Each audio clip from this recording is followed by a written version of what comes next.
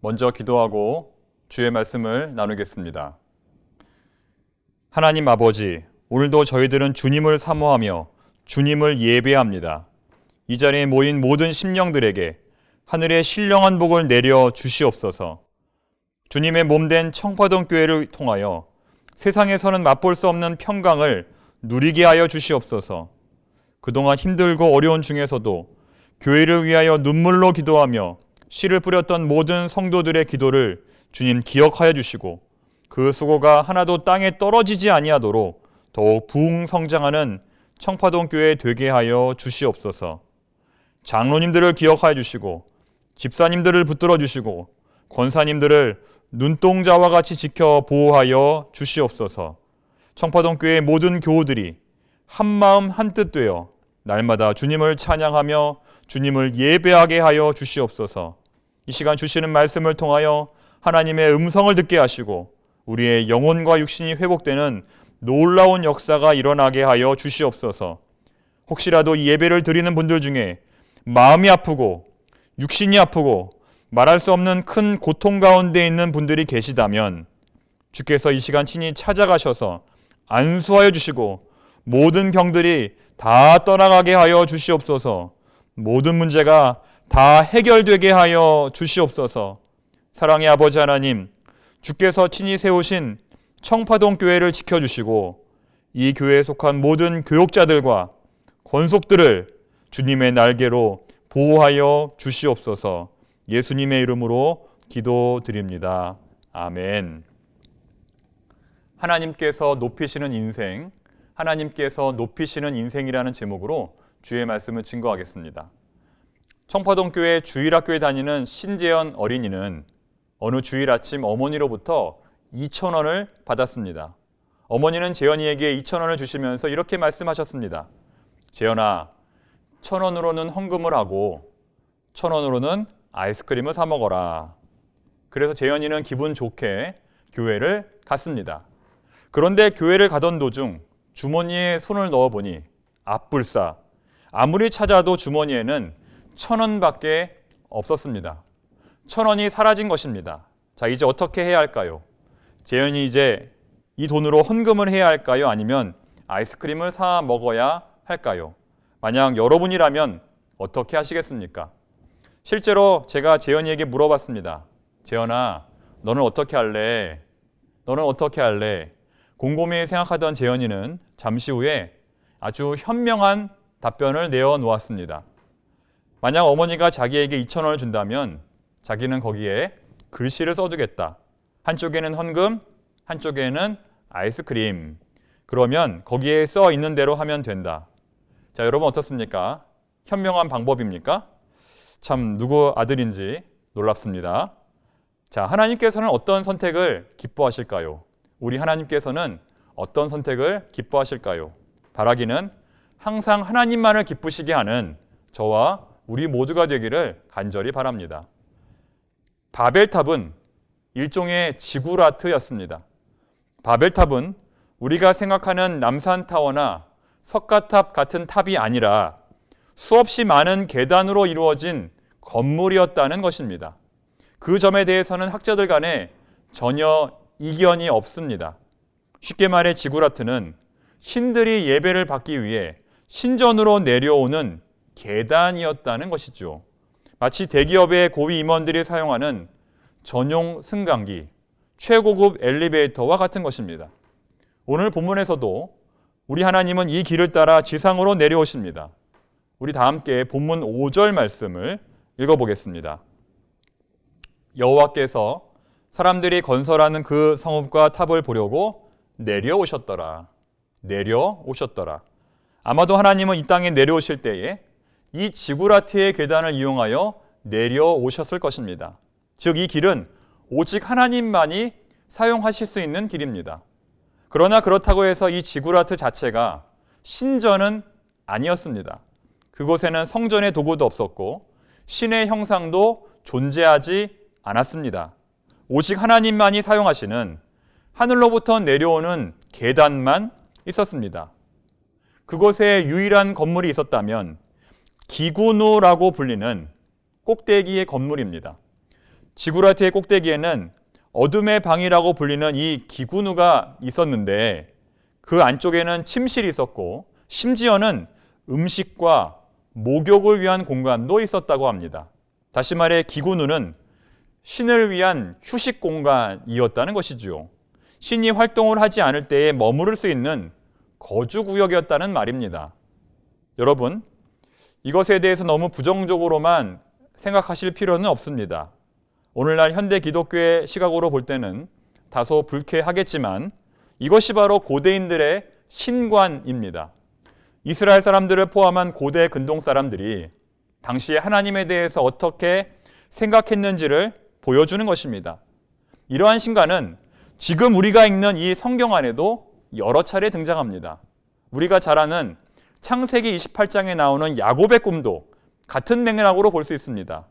자, 창세기 28장 12절 말씀도 우리가 함께 읽어보겠습니다.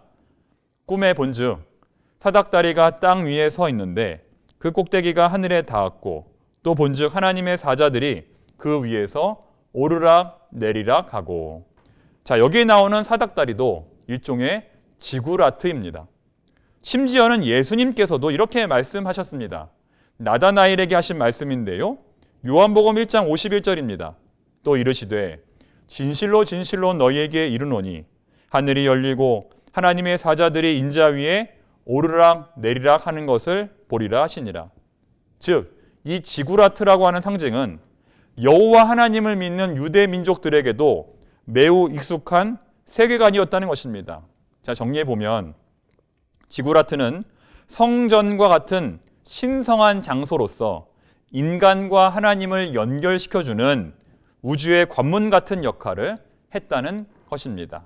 자, 그렇다면 오늘 본문의 메시지는 무엇일까요? 바벨탑 사건의 진정한 의미는 과연 무엇일까요? 전통적으로는 다음 두 가지를 바벨탑 사건의 문제점으로 지적합니다. 자, 우리 본문 4절 말씀도 함께 읽어봅니다. 또 말하되 자, 성읍과 탑을 건설하여 그 탑 꼭대기를 하늘에 닿게 하여 우리 이름을 내고 온 지면에 흩어짐을 면하자 하였더니. 바벨탑 사건의 첫 번째 문제점은 그 탑 꼭대기를 하늘에 닿게 하였다는 점입니다. 자, 여러분, 얼마나 높았으면 하늘까지 닿았을까요? 다시 말해 하나님과 같아지려는 교만이 이들의 문제점이었다는 것입니다. 그러나 앞서도 말씀드린 것처럼 지구라트는 신의 계단입니다. 인간들은 사용할 수 없는 신전용 건물입니다. 그래서 고대 근동의 문헌에 따르면 가급적 지구라트는 하늘에 닿을 만큼 높이 지었다고 합니다. 가능한 한 최대로 높이 쌓는 것이 하나님을 위한 것이라고 생각했다는 것입니다. 자, 그렇지 않습니까? 하늘에 닿을 정도로 높이 쌓아야 하나님께서 내려오시기가 편할 것입니다. 즉, 탑을 높게 쌓는 것은 교만이 아니라 하나님에 대한 배려라고 말할 수 있습니다. 자, 두 번째는 온 지면으로 흩어지지 않으려 했다는 점입니다. 온 지면으로 흩어지지 않으려 했다. 현대 사회는 핵가족 사회지만 고대 사회는 대가족 사회입니다.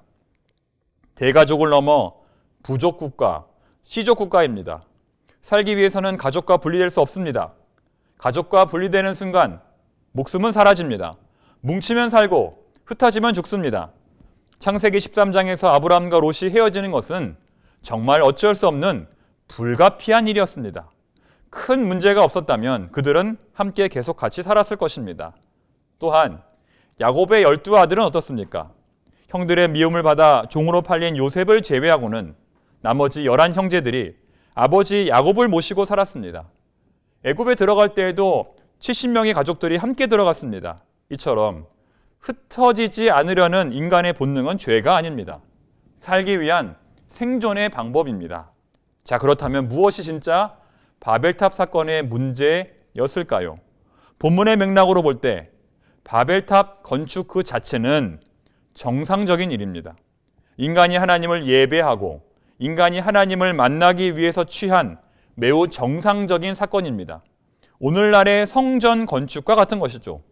바벨탑에 들어간 벽돌이 문제가 된 것도 아니고 거기에 사용된 역청이 문제가 된 것도 아니고 또 높이가 너무 높았기 때문도 아닙니다. 그곳에 너무 많은 사람들이 모인 것도 문제가 되지 않았습니다. 어쩌면 바벨탑 자체를 짓는 것은 겉으로 보기에는 너무나 훌륭한 행동이었고 칭찬받을 만한 사건이었습니다. 하지만 그 내면의 동기가 잘못되었다는 것입니다. 자, 본문 4절 말씀 앞서 읽었는데 한 번 더 읽어보겠습니다. 4절. 또 말하되 자 성읍과 탑을 건설하여 그 탑 꼭대기를 하늘에 닿게 하여 우리 이름을 내고, 자 여기서 자 누구의 이름을 내고? 우리 이름을 내고 온 지면에 흩어짐을 면하자 하였더니, 자 여러분, 이것이 문제입니다. 바벨탑을 지은 동기가 무엇이냐면 우리의 이름을 내기 위해서라는 것입니다. 하나님을 위한 탑이었다면 하나님을 위하여 이름을 내어야 하는데 그들은 자신들의 이름을 내려고 했다는 것입니다. 앞서도 잠깐 말씀드렸지만 바벨탑 건축은 오늘날의 성전 건축과 너무나 유사합니다. 바벨탑 건축은 오늘날의 성전 건축과 여러 가지 면에서 많은 공통점을 가지고 있습니다. 오늘날의 성전 건축도 하나님의 이름을 위한 것입니다. 하나님의 임재를 위한 것입니다. 하나님께 거룩한 예배를 드리기 위해, 하나님과의 깊은 만남을 위해 이 성전을 짓는 것입니다. 그러나 여러분, 그것만이 전부일까요? 이 거룩한 목적 속에 혹시 우리의 인간적인 욕망은 전혀 들어있지 않습니까? 현재 우리 청파동 교회는 성전 건축이라고 하는 매우 중요한 과제를 안고 있습니다. 물론 그것이 5년 뒤에 시작될지 10년 뒤에 시작될지 부분 변경이 될지 완전 변경이 될지는 아무도 알 수 없지만 언젠가 반드시 우리 교회가 해결해야 할 과제임은 분명합니다. 자, 그렇다면 우리 청파동 교회는 어떤 예배당을 건축해야 할까요? 오늘 말씀에 따라 우리 청파동 교회는 우리 이름을 내기 위한 예배당이 아니라 누구의 이름? 하나님의 이름을 내기 위한 예배당이 되어야 할 것입니다. 예배당 건축을 통하여 어떤 특정인이 이익을 얻는 것이 아니라 공동체 모두에게 그리고 지역사회에 유익을 줌으로써 하나님의 영광이 드러나야 할 것입니다. 그러려면 가급적 규모는 작게, 비용은 검소하게, 그러면서도 튼튼하고 아름답게 지어야 할 것입니다. 무엇보다 겉으로 보이는 성전보다 보이지 않는 내면의 성전, 기도와 말씀으로 충만한 우리 내면의 성전이 먼저 지어져야 할 것입니다. 특별히 오늘 말씀과 관련하여 우리는 창세기 12장 2절 말씀을 꼭 기억해야 합니다. 자, 우리 이 말씀을 함께 읽어보겠습니다. 내가 너로 큰 민족을 이루고 내게 복을 주어 내 이름을 창대하게 하리니 너는 복이 될지라. 자, 지금 하나님께서 아브라함에게 뭐라고 말씀하시냐면 내가 너의 이름을 어떻게 하겠다? 창대하게 하겠다.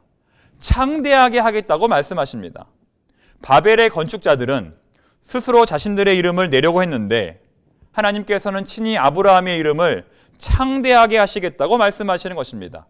즉 우리 청파동 교회는 스스로 이름을 드러내는 교회가 아닌 하나님께서 높여주시는 교회, 하나님께서 창대하게 하시는 교회가 되어야 하는 것입니다. 자, 우리의 인생도 마찬가지입니다.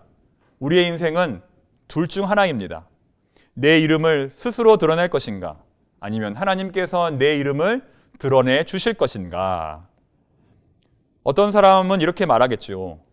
저는 제 이름을 드러내는 일에 아무런 관심이 없습니다. 저는 이름도 없이 빚도 없이 그냥 살려고 합니다.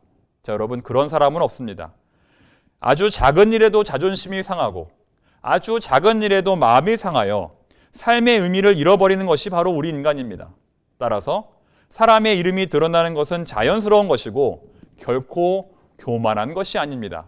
그러므로 하나님께서 이름을 드러내 주시는 인생은 아름다운 인생입니다. 그러나 스스로 자신의 이름을 드러내기 위해 애쓰는 인생은 추하고 부끄러운 인생입니다. 자, 사랑하는 성도 여러분, 여러분들은 어떤 인생을 살기 원하십니까? 여러분들은 어떤 인생을 살기 원하십니까? 더 나아가서 어떻게 해야 하나님께서 우리의 이름을 드러내 주실까요?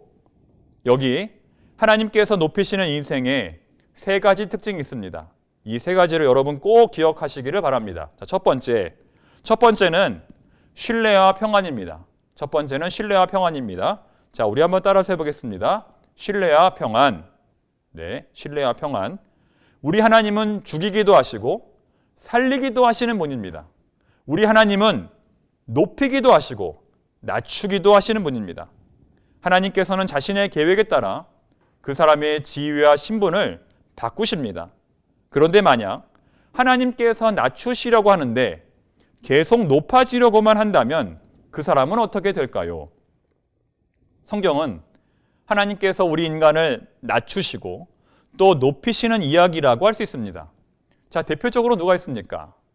욥, 다윗, 요셉, 다니엘, 룻 등등이 있습니다. 그들은 하나님의 높이심과 하나님의 낮추심 속에서 하나님을 절대적으로 신뢰하며 살아갔던 사람들입니다. 다시 말해 하나님께서 높이시는 인생은 하나님을 절대적으로 신뢰하는 사람이라는 것입니다. 그래서 하나님께서 낮추실 때 같이 낮아지고 하나님께서 높이실 때 같이 높아지는 사람이라는 것이죠. 인생의 모든 것이 하나님의 손 안에 있음을 믿고 날마다 하나님과 겸손하게 살아가는 사람입니다. 자, 여러분, 우리 인간이 하나님께 드릴 수 있는 최고의 선물은 무엇일까요? 우리 인간이 하나님께 드릴 수 있는 최고의 선물, 그것은 무엇일까요? 바로 신뢰입니다. 바로 신뢰입니다. 지금 당장은 아무것도 보이지 않더라도 그럼에도 불구하고 하나님을 믿고 나아가는 것, 그것이 바로 우리 인간이 하나님께 드릴 수 있는 최고의 선물이라는 것입니다. 아브라함은 자식이 한 명도 없는 상황에서 하늘의 별처럼 자식이 많아질 거라는 하나님의 약속을 신뢰했습니다. 아브라함은 100세에 낳은 아들 이삭을 하나님이 다시 살려주실 것을 믿고 그를 하나님께 바쳤습니다. 아무것도 바랄 수 없는 상황에서 온전히 하나님을 신뢰하였던 그 아브라함의 신뢰가 하나님을 기쁘시게 했던 것입니다. 여러분, 하나님의 입장에서 한번 생각해 보십시오. 하나님의 입장에서 불안하고 두려운 상황에서도 여전히 하나님을 믿고 하나님을 따라서 잘 오는 사람과 늘 불안해하고 늘 하나님을 의심하며 사는 사람, 하나님은 어떤 사람을 더 기뻐하실까요? 즉, 평안은 하나님께서 우리에게 주시는 은혜이기도 하지만 우리가 하나님께 드릴 수 있는 최고의 선물이기도 하다는 것입니다. 왜냐하면 참된 평안은 하나님을 신뢰할 때 얻을 수 있기 때문이죠. 하나님을 신뢰함으로써 얻는 평안이 진짜 평안이라는 것입니다. 자, 사랑하는 성도 여러분, 지금 여러분의 마음은 어떠십니까? 지금 마음이 평안하십니까? 비록 내일이 보이지 않고 문제는 해결되지 않았음에도 그럼에도 불구하고 우리가 하나님을 신뢰함으로 그 마음이 평안하다면 그것이 바로 하나님께 드릴 수 있는 최고의 선물이라는 것입니다. 자, 두 번째, 하나님께서 높이시는 인생의 두 번째 특징은 성실과 정직입니다. 성실과 정직. 또 한번 따라서 해봅니다. 성실과 정직. 네, 성실과 정직. 하나님께서 높이시는 사람은 현재의 일에 최선을 다합니다. 지금의 일에 최선을 다합니다. 사람들이 보든지 보지 않든지 자신이 맡은 직무에 최선을 다합니다. 사람에게 보이기 위해서 일하지 않습니다. 자, 여러분, 요셉의 믿음을 한마디로 말한다면 무엇일까요? 바로 성실과 정직입니다. 요셉은 노예가 되어서도, 죄수가 되어서도, 그리고 총리가 되어서도 항상 성실했습니다. 그런데 만약 요셉이 나는 총리가 되면 열심히 할 거야, 나는 높은 자리에 올라가면 열심히 할 거야 라며 현재의 삶에는 충실하지 않았다면 어떻게 되었을까요? 하나님께서 높이시는 사람은 언제나 어디서나 자신이 해야 할 바를 묵묵히 수행하는 사람입니다. 나는 여기서 이런 일 할 사람이 아니야 라는 자세로 사는 사람은 하나님의 사람이 결코 될 수 없습니다. 하나님 앞에서 성실한 사람은 하나님의 계획을 믿기 때문에 사람에게 아첨하지 않습니다. 사람에게 거짓말하지 않습니다. 사람에게 허세를 부리지 않습니다. 그러면서도 늘 당당합니다. 늘 최선을 다합니다. 자, 우리 다음에 두 말씀 함께 읽어보겠습니다. 골로새서 3장 23절 말씀. 무슨 일을 하든지 마음을 다하여 주께 하듯 하고 사람에게 하듯 하지 말라. 자, 또 한 구절. 에베소서 6장 7절. 기쁜 마음으로 섬기기를 주께 하듯 하고 사람들에게 하듯 하지 말라. 자, 여러분, 이것이 바로 하나님께서 높이시는 사람의 두 번째 특징입니다. 자, 이제 마지막 세 번째, 하나님께서 높이시는 사람의 특징은 감사와 기쁨, 감사와 기쁨입니다. 자, 또 따라서 고백해 봅니다. 감사와 기쁨, 감사와 기쁨. 하나님께서 높이시는 사람에게 모든 것은 하나님의 은혜입니다. 실패도 은혜이고, 고난도 은혜이고, 질병도 은혜이고, 때로는 죽음도 은혜입니다. 왜냐하면 이 모든 것이 다 하나님의 계획 안에 들어있기 때문입니다. 하나님의 뜻을 이루려면 이 모든 과정을 다 지나가야 하기 때문입니다. 오직 형통, 오직 성공만이 하나님의 계획은 아니라는 것입니다. 고난 없이 영광 없고 순종 없이 구원 없습니다. 여러분, 이런 찬양의 가사가 있지 않습니까? 응답하신 기도 감사, 거절하신 것 감사, 아픔과 기쁨도 감사, 절망 중 위로 감사, 길가의 장미꽃 감사, 장미꽃 가시 감사, 기쁨과 슬픔도 감사, 하늘 평안을 감사, 내일의 희망을 감사, 영원토록 감사해. 사랑하는 청파동교회 성도 여러분, 이제 말씀을 맺겠습니다. 하나님께서 이름을 드러내 주시는 인생은 아름다운 인생입니다. 그러나 스스로 자신의 이름을 드러내기 위해 애쓰는 인생은 추하고 부끄러운 인생입니다. 여러분은 어떤 인생을 살기 원하십니까? 하나님께서 높이시는 인생의 세 가지 특징을 여러분 반드시 기억하시기 바랍니다. 첫 번째는 신뢰와 평안입니다. 그리고 두 번째는 성실과 정직입니다. 그리고 세 번째는 감사와 기쁨입니다. 오늘 복된 명절을 맞이하는 우리의 모든 가정 안에 하나님의 은혜와 사랑이 충만하기를 바랍니다. 우리 함께 기도하겠습니다. 하나님 아버지, 이 자리에 모인 우리 모두의 인생, 하나님께서 이름을 드러내 주시는 아름다운 인생 되게 하여 주시옵소서. 자신의 이름을 드러내기 위해 쓰는 부끄러운 인생 되지 않게 하여 주시옵소서. 하나님 아버지의 놀라운 은혜로 모든 것이 부족하기만 한 신영선 목사가 노예 모든 면접을 마치고 이제 드디어 청파동교회 담임 목사로 부임하게 되었습니다. 하나님 아버지, 이 부족한 종을, 이 미련한 종을 더욱 붙들어 주시옵소서. 우리 청파동교회의 영원한 목자는, 우리 청파동교회의 영원한 담임 목사는 우리 예수님 한 분뿐입니다. 오직 예수님만을 바라보며 믿음으로 바로 서는 우리 청파동교회 되게 하여 주시옵소서. 예수님의 이름으로 기도드립니다. 아멘.